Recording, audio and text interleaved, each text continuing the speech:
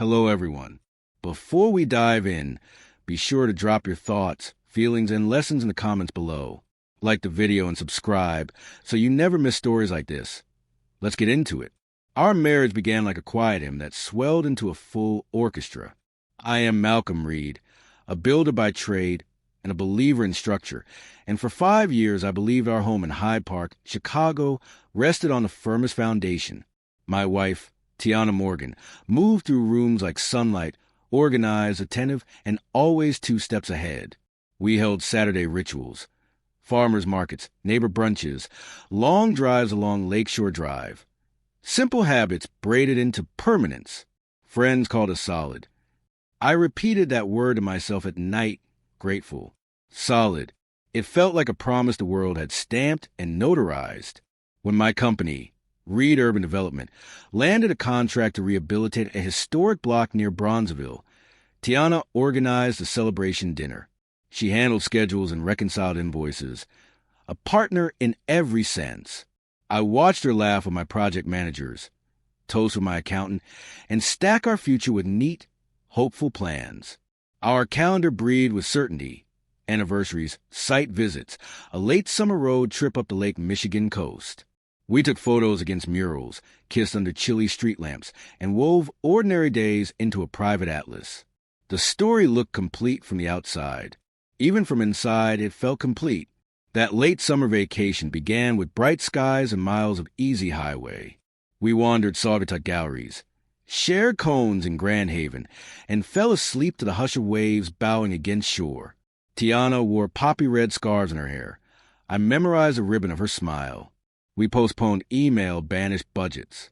When she lifted her phone, she said it was a cousin checking on her mother's blood pressure. I let the explanation drift. Love is efficiency built on trust.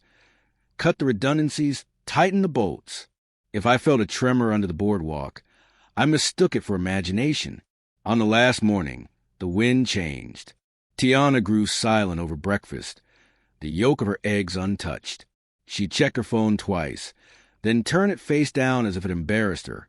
At checkout, she insisted on driving first, then surrendered the keys before we reached the highway. A prickling unease curled behind my ribs. She laughed too quickly at small things. When I asked if she was okay, she folded the question into a joke and tucked it between us like a stray receipt. The sky darkened, and our playlist sounded wrong in the new light. The message arrived while we were 2 hours south of Muskegon. The lake falling away in the rear view. A video pinged my phone from a number I did not know, a man's voice saying my name with practiced familiarity. "Malcolm," he began. "Since Tiana won't pay, I will." He introduced himself as Marcus Hale, her ex. He said Tiana owed him money, and that if she did not send it, he would expose her. I felt the car tilt though the road stayed flat. Tiana pressed her lips together, like she was trying to keep secrets from leaking. I pulled onto the shoulder, hands over the wheel, heartbeat ringing inside my ears. "What is this?" I asked, already fearing the answer. Tiana stared at the glove compartment instead of me. "Marcus is bluffing," she said, quick, brittle, a glass about to crack. I pressed play. The video was a stitched reel.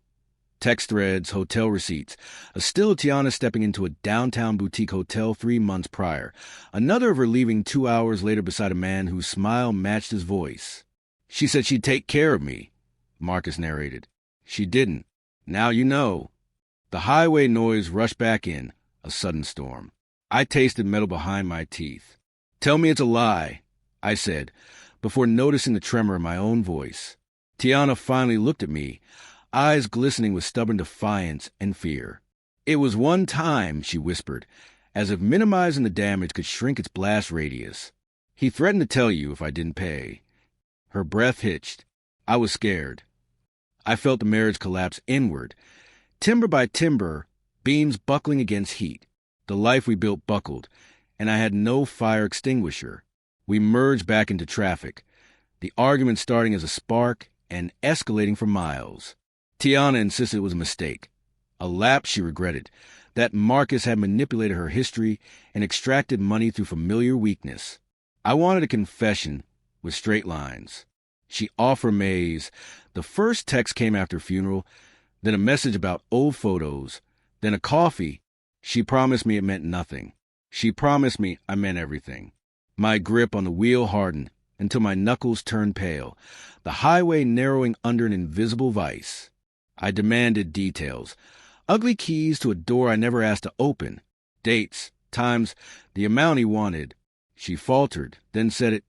10,000. For silence. She had not paid. She wanted time. The dashboard clock ticked like a detonator. I asked why she did not tell me when the first threat arrived. She wiped her eyes and said she believed she could handle it alone. Protecting us, she called it. The word protect felt like a cruel mislabel for a poison bottle. If self-preservation wore a mask of love, it was a poor disguise. Rain began without warning, a slick curtain. Our words collided with the wiper blade's frantic metronome. A truck drifted in its lane ahead, and I eased left to give it room. Tiana reached for my hand, and I pulled away. The gesture became another wound. My chest felt overfull, like a pipe under pressure. I remember the jackknifing glare of brake lights, the shuddering skid, a horn that would not end. Tiana's gas cut through everything. The median rose like a shoulder, concrete meeting steel, and in the fraction before impact, time offered no bargains at all. Darkness is not only absence, it is weight. In that compressed silence after the crash, I heard nothing but the throb of my own body insisting I was still there. Someone shouted. Glass ticked like ice in a glass. I tasted copper. Tiana's voice came thin and panicked, then distant, then gone. Strangers pried the door. Sirens replaced the rain's rhythm. A paramedic said my name, and I wanted to tell him about the video, that there would be another kind of emergency when we arrived. But the world unplugged itself, and my name scattered into static. 8 months disappeared, as if a giant thumb pressed them out of the calendar. Coma spills time like water, and the body floats. In the interim, decisions are made by people with clipboards and titles, and by those who claim love. I do not remember being transported to the Chicago hospital, or the scans, or the surgeries. I do not remember the visitor logs, the whispered updates, the hushed elevator rides. What I remember comes later when memory and revelation fuse. Who came, who stayed, and who did not. Silence carves a record more durable than ink. I woke to spring light filtered through blinds, a soft geometry on tile. My mother's voice carried first, low and fervent. A prayer turned to greeting. My sister's laugh broke mid-sob. The neurologist asked questions that felt like pebbles. Name, month, home. I passed enough to be granted a future. I asked for my wife. The room changed temperature. My mother looked toward the door as if expecting a silhouette that did not appear. She said Tiana had stopped by in the early months, and then rarely. You needed her, she added, and could not keep resentment from her eyes. When Tiana finally arrived, she stood in the doorway as if a threshold could guard her. She looked beautiful in a way that angered me. Composed, moisturized, unbroken, a small bandage peeking beneath her sleeve like a perfunctory apology. She began to cry the moment our eyes met. She touched my hand as if it belonged to someone else. Thank God, she whispered. I thought you would not come back. I asked where she had been. She spoke of exhaustion and fear and work. She did not mention the rawest truth first. It waited, pulsing, behind her sighs. It came out because secrets cannot survive on breath alone. Tiana was pregnant, 5 months along. The syllables moved through the room with impossible grace, as if they were news about a fundraiser or a new client. I stared at the ceiling, because the ceiling did not break. She said she had believed I was gone. I grieved you, she insisted, her hand on her stomach making an argument I refused to accept. Marcus's name entered the room like gasoline meets spark. She said it quickly. It is. The beeping machine seemed to accuse us both of cowardice. I had no language for the pain that followed. My body remembered impact. My heart felt a second collision, private and invisible. Tiana said she had been coerced by grief and isolation, that Marcus returned with the familiarity of an old habit, that her judgment failed where fear led. She said she was ashamed, then added that she wanted to do what is right, moving forward. I wondered if rightness had vacated our house entirely, if it had packed a suitcase and caught a bus north, refusing to send a forwarding address. She asked for forgiveness. Silence answered. When the staff left us alone, I asked about the nights. Who sat with me when the machines needed adjusting? Who argued for an extra scan when the numbers misbehaved? Who learned how to turn me to prevent sores?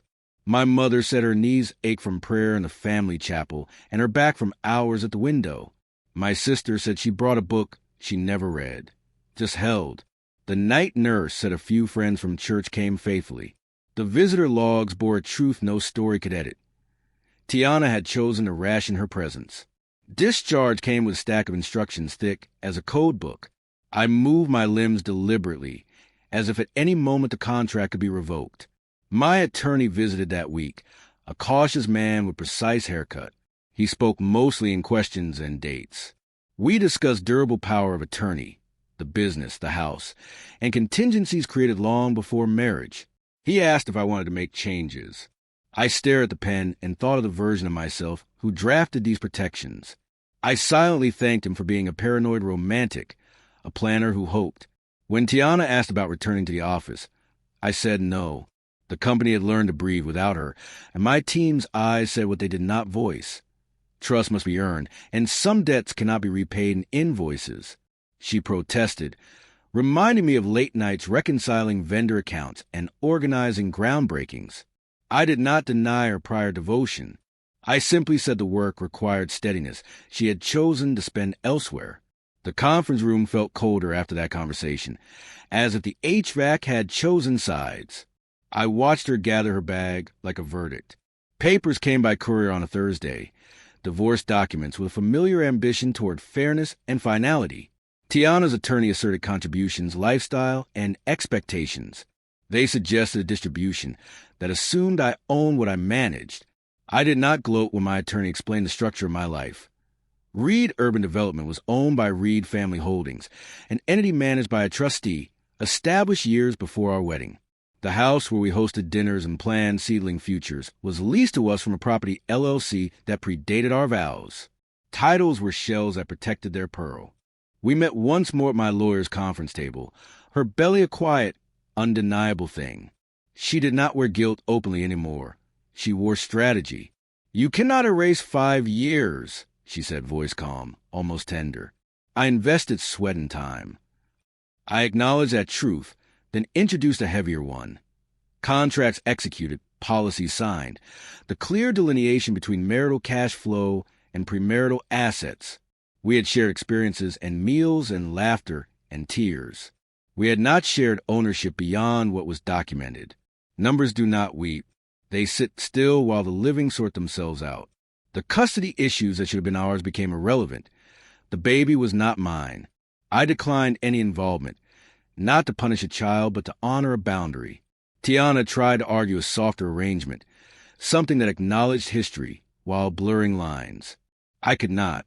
She finally admitted what we both knew. Marcus had become unreliable, missing doctor appointments, alternately demanding money and vanishing. The man who set our lives ablaze did not stay to watch the ashes settle. He struck a match, pocketed a promise, and walked away. His absence was a foregone conclusion disguised as suspense. When the decree finalized, the settlement looked nothing like Tiana's early demands. She left with her personal accounts, a car in her name, and the furniture she had bought outright. The house keys returned to my palm with a metallic reluctance. She stared at the foyer where our first Christmas tree had glowed, and I watched the memory wilt. Outside, a neighbor waved. The small politeness of a city that has seen everything and judges nothing openly. I wanted to say something that would define the ending cleanly. There is no clean ending to a burn blueprint. I returned to the hospital to thank those who did not abandon me. The night nurse pressed my shoulder.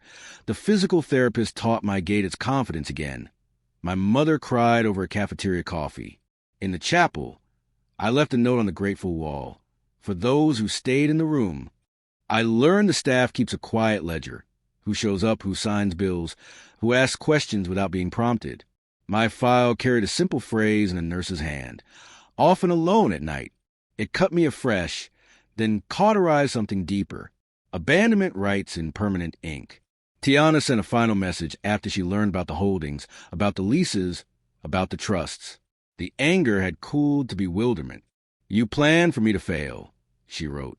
I did not respond because the truth did not fit her narrative. I had planned for life's unpredictability, long before her, out of a boy's memory of a father's bankruptcy. I would have handed her everything willingly had our vows remained whole, because love makes planners reckless.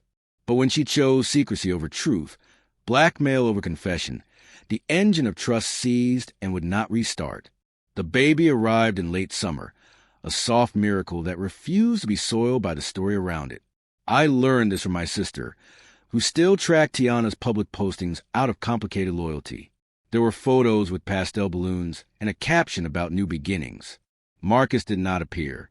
I wished the child a life unmarred by leverage and threats. Innocence should not inherit alarms. That night, I slept for 5 unbroken hours for the first time since waking. The world resumed its small mercies. Coffee that tasted like purpose, morning light that did not interrogate.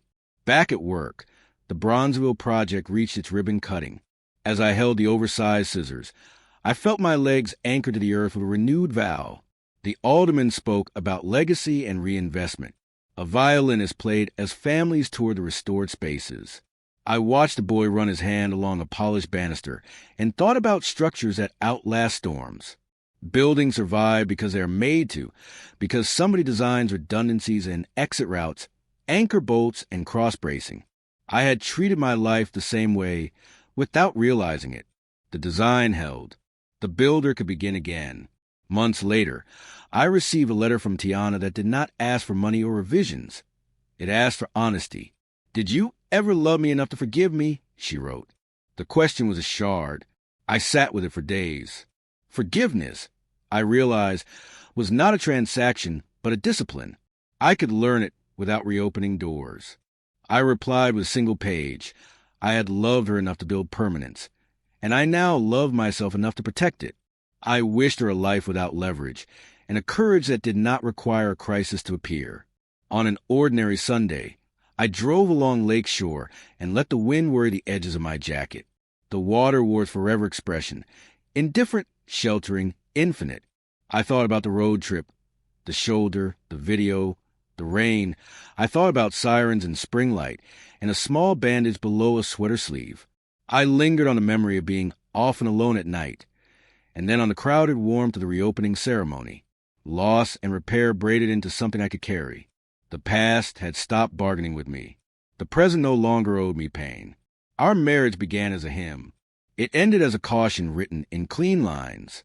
Trust is a foundation you inspect, reinforce, and honor, not a billboard you point at from a highway. I was abandoned in a hospital bed while machines kept score, left to a night staff and a thin ledger. I woke to find my life had been evaluated and leveraged by those who mistook silence for victory. And still, my hands remembered how to build. I released what would not hold, and I stepped forward.